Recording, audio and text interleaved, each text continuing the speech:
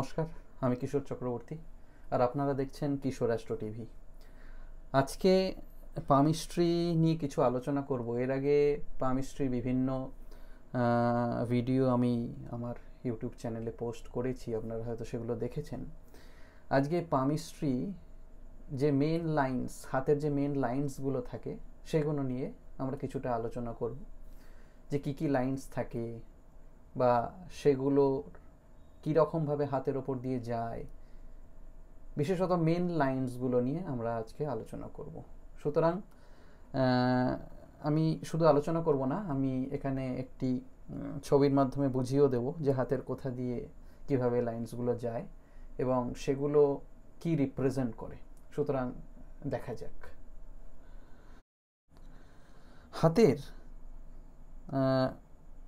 এখানে আমি একটা ছবি নিয়েছি এবং সেই ছবিতে আমি এখানে যে মেন লাইনগুলো থাকে সেগুলো এঁকে দেখাবো। এখানে মেন লাইন বলতে যে যে লাইন্সগুলো থাকে সেগুলো হলো life line, life line, second থাকে হেডলাইন, হেডলাইন, আর থাকে ফেট লাইন, ফেট লাইন, আর থাকে হার্ট লাইন,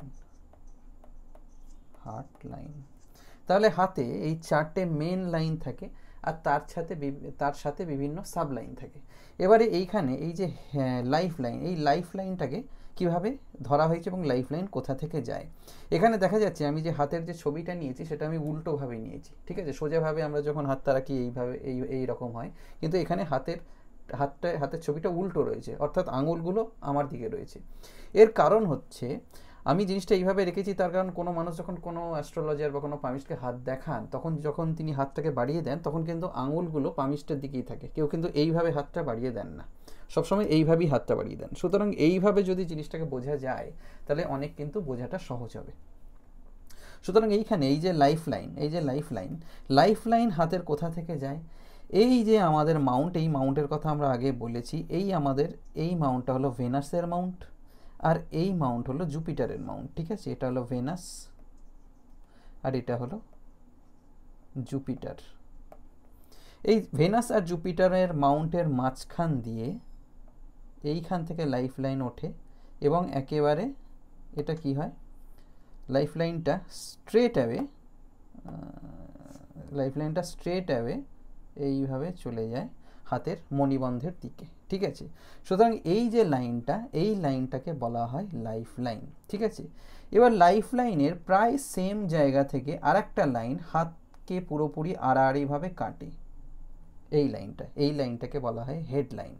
সুতরাং আমরা যদি একটু এই জিনিসটাকে ভালোভাবে দেখি বা ভালোভাবে এই জিনিসটাকে বুঝে নিই বা এখানে লিখে নিই, তাহলে এই লাইনটা হলো লাইফ লাইন, লাইফ লাইন, আর এই লাইনটা হলো হেডলাইন, হেডলাইন, ঠিক আছে। এইবার কি হচ্ছে, এইবারে আরেকটা লাইন আছে যেই লাইনটাকে বলা হয় হার্ট লাইন। সেই হার্ট লাইনটা কোথা থেকে যায়? সেই হার্ট লাইনটা যায় আমাদের মার্কারি, এই যে অংশটা, এই জায়গাটাকে বলা হয় মার্কারি বা বুধ, মার্কারি, মাউন্ট অফ মার্কারি বা বুধের ক্ষেত্র।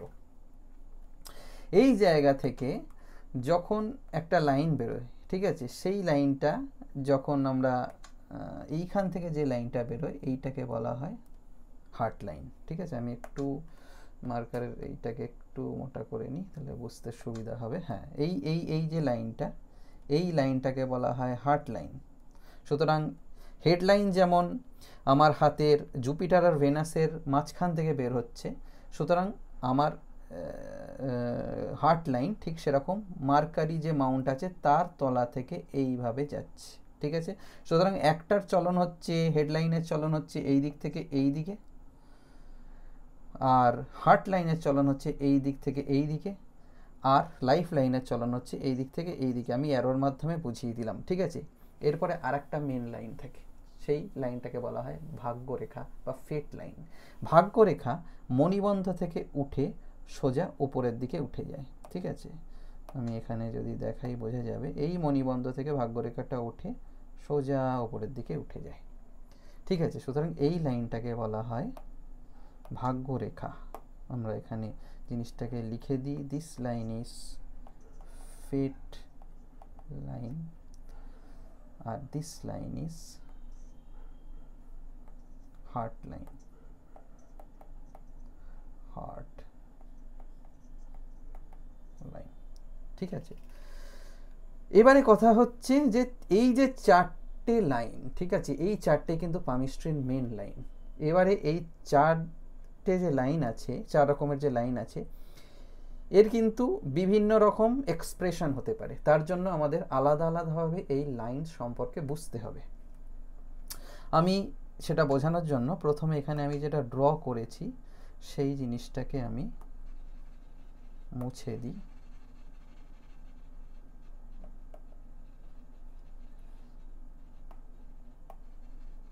মুছে দিলে আমার এই জায়গাটা বুঝতে একটু সুবিধা হবে, ঠিক আছে। আমরা এখানে আবার ড্র করছি কোন লাইনটা, আমরা এখানে ড্র করছি লাইফ লাইন।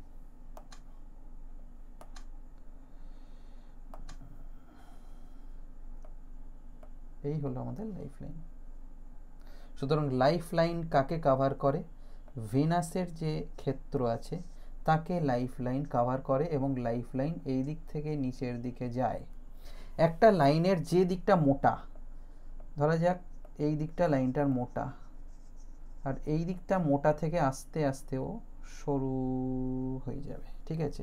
সুতরাং যে দিকটা যে লাইনের মোটা সেই দিক থেকে লাইনটা শুরু হয়, লাইনটার উৎপত্তি হয়। যখন আমরা পামিস্ট্রিতে এই লাইনগুলোকে বিভিন্নভাবে কেটে নিই, মানে বয়স বোঝার জন্য, নইলে তো কিছু বলা যাবে না যে কোন বয়সে কি হবে, বয়স বোঝার জন্য আমরা পামিস্ট্রিতে এই জিনিসটাকে কি করি, কাটি। এরমভাবে বিভিন্ন বয়স বোঝার জন্য এরমভাবে লাইনটাকে কাটা হয়। সুতরাং এই যে মোটা জায়গাটা, এই মোটা জায়গাটার থেকে শুরু হচ্ছে তার জীবন, বা আস্তে আস্তে তার বয়সটা বাড়ছে এই দিকে, ঠিক আছে, বয়সটা তার এই দিকে বাড়ছে। সুতরাং এইভাবে বয়স বোঝা হয় এবং লাইফে কখন কি হবে সেটা বোঝা যায়। যদিও এটা আমি ওয়েস্টার্ন অ্যাস্ট্রোলজি বা ওয়েস্টার্ন পামিস্ট্রিকে ফলো করছি, এর একটা ইন্ডিয়ান পামিস্ট্রি বা আমাদের প্রাচ্য জ্যোতিষের একটা মত আছে, সেটা আমি এখানে আনছি না। সেটা একটু অ্যাডভান্স পামিস্ট্রি, সেটা এখানে বোঝাতে গেলে সেটা বোঝানো সম্ভব হবে না, তার জন্য পামিস্ট্রি অ্যাডভান্স লেভেলে জানতে হবে। সুতরাং এই হচ্ছে ব্যাপার। এবারে এই লাইফ লাইন থেকে অনেক ক্ষেত্রেই কিন্তু দেখা যায় যে আমার জীবনে উন্নতি কীরকম হবে, আমার জীবনে কোনো রকম বিপদ আছে কি না, লাইফ লাইনটা কোনোভাবে বাধা আছে কি না, মানে কোনো লাইফ থ্রেট থাকছে কি না। এবং যখন এই ধরনের লাইন্সগুলোকে দেখা হবে তখন কিন্তু দু হাতে দেখে নিতে হবে। যেমন ধরা যাক, আমি একটা এক্সাম্পল দিলে এখানে বোঝা যাবে যে আমি এই জায়গাটাকে আবার মুছে নিচ্ছি, মুছে নিয়ে বলছি। এইখানে এই জিনিসটাকে মুছে নিলাম। ধরা যাক লাইফ লাইনটা এইখান থেকে স্ট্রেট অ্যাওয়ে নেমে গেছে, লাইফ লাইন এরকম স্ট্রেট অ্যাওয়ে নেমে গেছে, এইখানে জিনিসটা ভেঙে গেছে, ভেঙে গিয়ে আবার লাইনটা গেছে। সুতরাং এই যে জায়গাটা, মানে যে জায়গাটা লাইনটা ভেঙে গেছে, এই যে জায়গাটা, is there is a danger, এখানে কি কোনো ডেঞ্জার রয়েছে, ঠিক আছে। এটা বুঝতে গেলে কিন্তু দু হাতেই দেখতে হবে যে দু হাতের কিন্তু সেম জায়গাটায় লাইফ লাইনটা ভাঙা কিনা। যদি দুটো হাতেই একই জায়গায় ভাঙা দেখা যায় তাহলে কিন্তু সেইখান থেকে একটা লাইফ ডেঞ্জার বোঝা যায় যে হ্যাঁ এখানে কিন্তু লাইফ ডেঞ্জার হতে পারে, বা কোনো দুর্ঘটনা ঘটতে পারে, বা এমন কিছু হতে পারে যেটা ডেথ পর্যন্ত হতে পারে। কিন্তু অনেক সময় যদি ম্যাগনিফাইং গ্লাস দিয়ে দেখা যায়, সেই ক্ষেত্রে দেখা যাবে হয়তো খুব একটা হালকা মানে রেখা দিয়ে, খুব লাইট একটা রেখা দিয়ে হয়তো কোনোভাবে এটা কানেক্টেড। যদি কোনোভাবে এটা কানেক্টেড হয় তখন কি হবে, যে হয়তো তার অনেক শরীর খারাপ হতে পারে, শরীরে অনেক প্রবলেম হতে পারে, কিন্তু কোনো না কোনোভাবে কিন্তু সে সারভাইভ করে যাবে, ঠিক আছে। সুতরাং এইটা হচ্ছে ব্যাপার, এই জিনিসগুলোকে বোঝা। এছাড়া এই লাইফ লাইন যত হালকা হয়, যত পাতলা হয়, যত সরু হয়, তত কিন্তু স্বাস্থ্য ভালো যায় না, বিভিন্ন রকম স্বাস্থ্যের প্রবলেম থেকে থাকে। এই লাইফ লাইনের ওপরে কিছু অ্যাসেন্ডিংস আর ডিসেন্ডিং লাইন্স থাকে, ঠিক আছে। এটা বোঝার জন্য হয়তো এটা একটু অ্যাডভান্স অ্যাস্ট্রোলজি, তবুও আমি এখানে বোঝাচ্ছি what is ascending line and what is descending line. সেটা বোঝার জন্য আমি এখানে এই জিনিসটাকে আবার মুছে নিচ্ছি। মুছে নিয়ে আমি লাইফ লাইনটাকে আবার ড্র করছি। এখানে ড্র করে জাস্ট আ মিনিট, হ্যাঁ, এখানে আমরা লাইফ লাইনটাকে ড্র করলাম। এবার অ্যাসেন্ডিং লাইন্স কি, যে লাইন্সগুলো ওপরের দিকে ওঠে। এবার যেহেতু আমি এই দিক থেকে দেখছি হাতটাকে, আমি দেখবো সেগুলো নিচের দিকে, বাট বেসিক্যালি হাতটাকে যখন আমি সোজা করে রাখবো সেগুলো কিন্তু ওপরের দিকে উঠছে। কীরকম? যে লাইন্সগুলো হালকা হালকা লাইন্স, এরকমভাবে এই লাইন্সের থেকে উপরের দিকে উঠবে। এই লাইন্সগুলোকে বলে হচ্ছে অ্যাসেন্ডিং লাইন, ঠিক আছে? Ascending lines. আর কিছু কিছু লাইন আছে যেগুলো নিচের দিকে যায়, যেমন এই রকম তলার দিকে যাবে। এই লাইন্সগুলোকে বলে হচ্ছে ডিসেন্ডিং লাইন। Descending lines. সুতরাং এই লাইন্সগুলো অ্যাসেন্ডিং আর ডিসেন্ডিং, ঠিক আছে? উপরের দিকে কোনটা গেছে, নিচের দিকে কোনটা গেছে, বয়সকে কেটে নিয়ে আমরা যখন এই বয়সটাকে কাটি, বিভিন্ন এরমভাবে এই লাইন্সটাকে কাটবো, এই বয়সকে কেটে নিয়ে কিন্তু বলা যায় যে সেই নেটিভের কোন সময় উন্নতি আছে, কোন বয়সের মধ্যে উন্নতি আছে।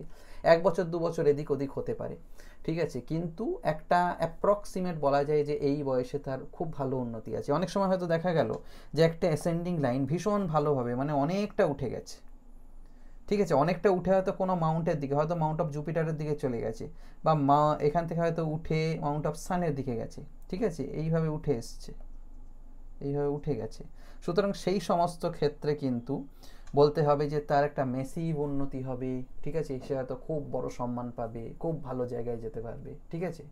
সুতরাং এইভাবে আমাদের পামিস্ট্রিতে দেখতে হয়। Palmistry is a very difficult subject, এবং খুব ভালোভাবে স্টাডি না করলে পামিস্ট্রি বোঝা যায় না। পামিস্ট্রির সাথে অবশ্যই আমাদের হরোস্কোপও দেখতে হয়, সমস্ত কিছু দেখতে হয়।